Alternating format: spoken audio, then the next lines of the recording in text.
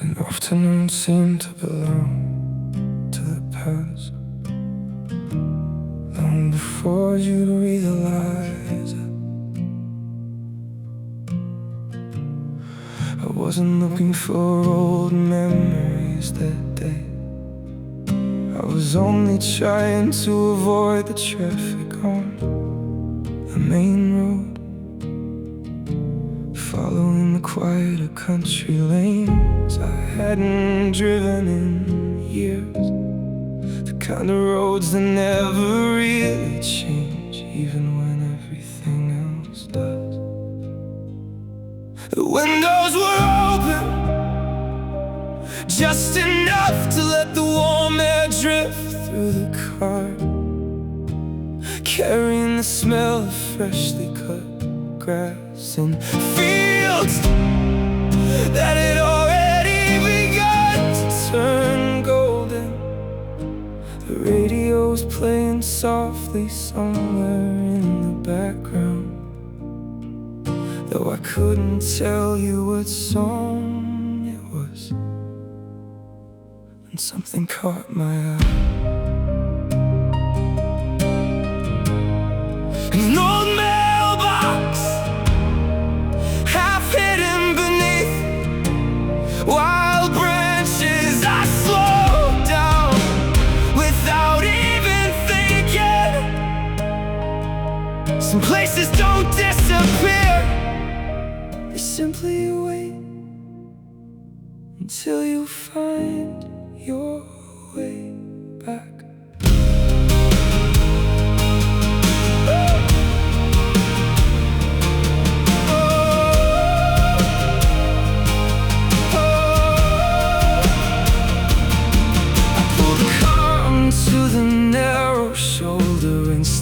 Outside, not really knowing why.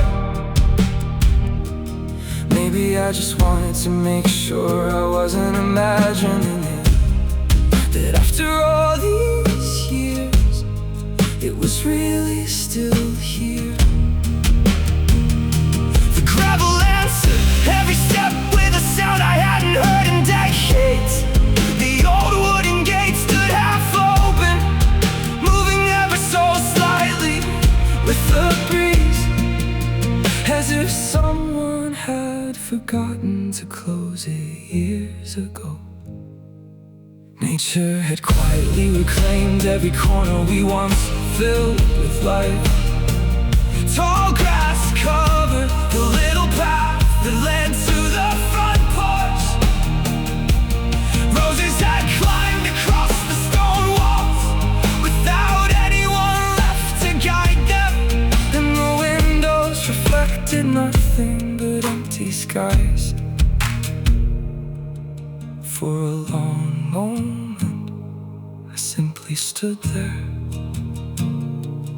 looking at a house that had somehow grown older without me.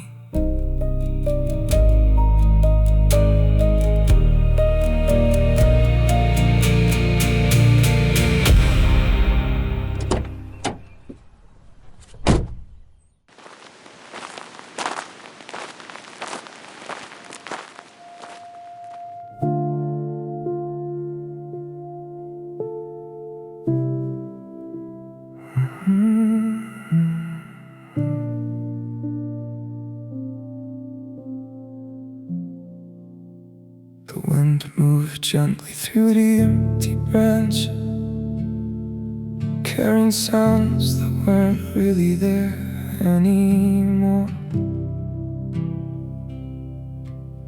For a heartbeat I could almost hear the screen door slam, followed by my father's footsteps across the porch. The way he always called my name before I ever reached the gate. Somewhere beyond the overgrown garden, I imagine my mother humming to herself, her hands buried in the flower beds she loves so much.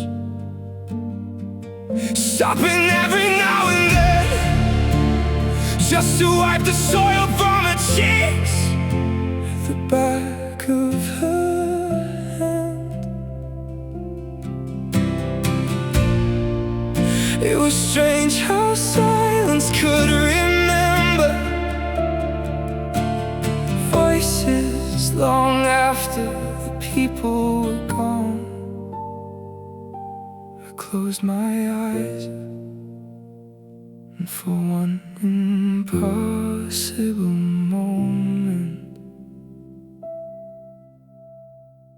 they were both still home.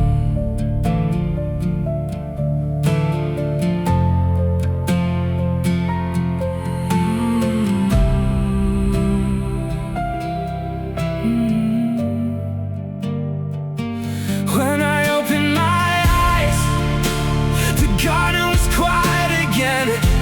The wind had carried every voice away, leaving only the rustle of leaves against the broken fence and the slow creaking of the old gate. I stood there for another minute, trying to remember the color of the front door. Strange how I could still picture every smile inside that house. Yet I couldn't remember something as simple as the pain. Before getting back into the car, I reached out and rested my hand against the weathered stone wall. It was colder than I expected, rough beneath my fingertips, and somehow smaller than it had always seemed when I was a child. Some goodbyes are never spoken, they're simply understood.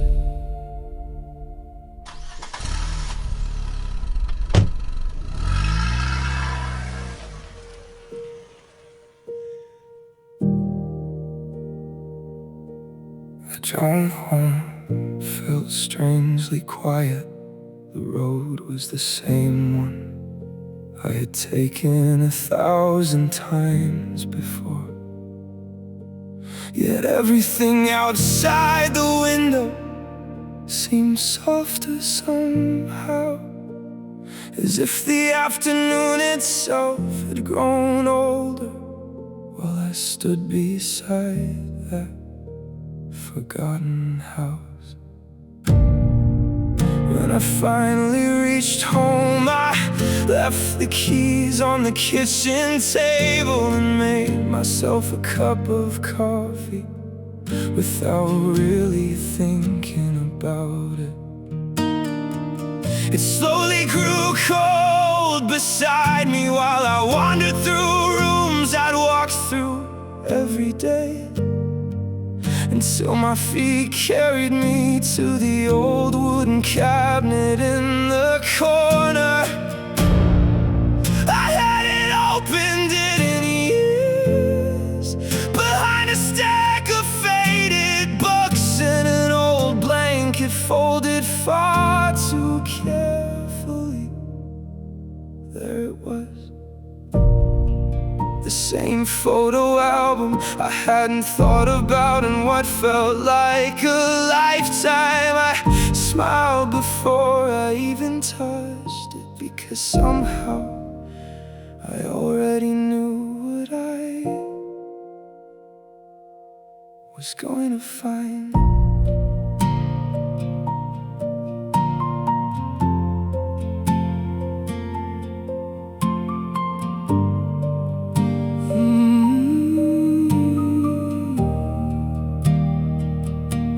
The album opened with the quiet sigh of old leather, releasing that familiar scent only old paper seems to remember.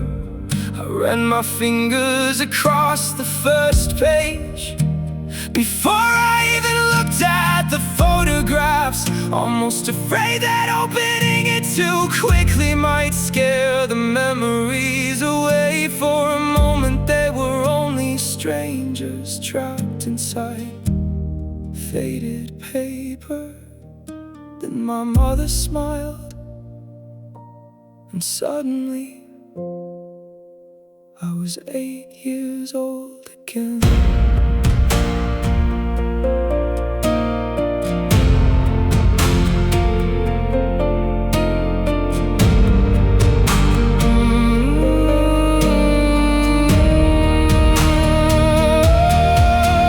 first photograph had already begun to fade around the edges, but the little stone house stood exactly as I remembered it, wrapped in climbing roses and afternoon sunlight, looking far too small for all the life it once held.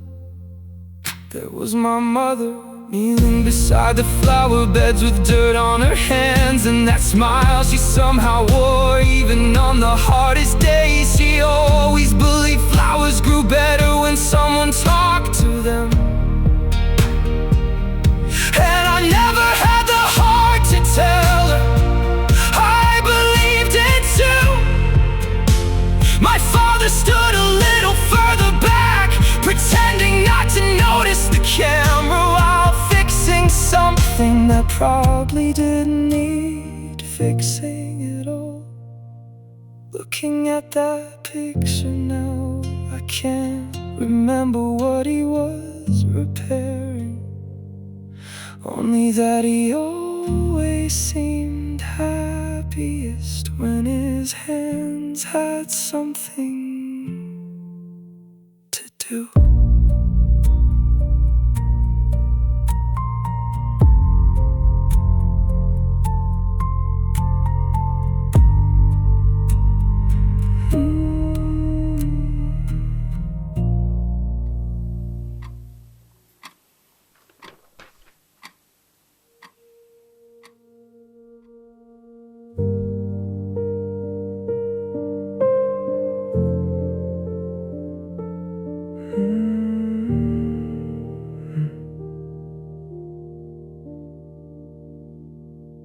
I must have stared at that photograph for longer than I realized, because somewhere between the silence of the room and the ticking of the old clock on the wall, the picture slowly began to breathe again. I could hear my mother's laughter drifting in from the garden, followed by the sound of my father closing the old wooden gate before calling us in for dinner. Even the dog came running through my memory, exactly the way he always did, convinced that every voice belonged to him. It's strange how a single photograph can remember sounds, even when it was only ever meant to capture light. I don't remember how long I sat there with that album resting quietly in my lap, long enough for the coffee beside me to grow cold, long enough for the afternoon light to slowly leave the room.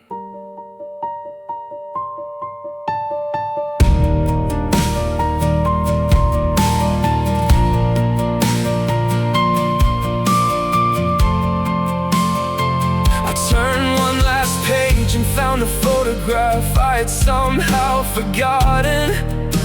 The three of us standing in front of the house, smiling at someone just outside the frame. It wasn't a perfect picture. My father was blinking, my mother was laughing at something the camera couldn't see, and I was looking somewhere else entirely. The photographs we almost throw away sometimes remember the parts of us we thought we'd lost. I used to think I missed that house. Maybe I was wrong. Maybe what I missed was the sound of ordinary ordinary mornings. My father's footsteps crossing the old wooden floor, my mother's voice drifting in through the kitchen window, the smell of fresh coffee long before I was old enough to drink it, the feeling that everyone I loved was only one room away.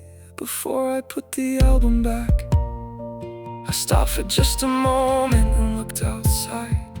Somewhere another little girl was probably running through another garden. Another father was fixing something that didn't really need fixing. Another mother was calling everyone in for dinner. And somewhere another ordinary day was quietly becoming somebody's favorite memory. I smiled, closed the album, and finally understood the way home had been waiting for me all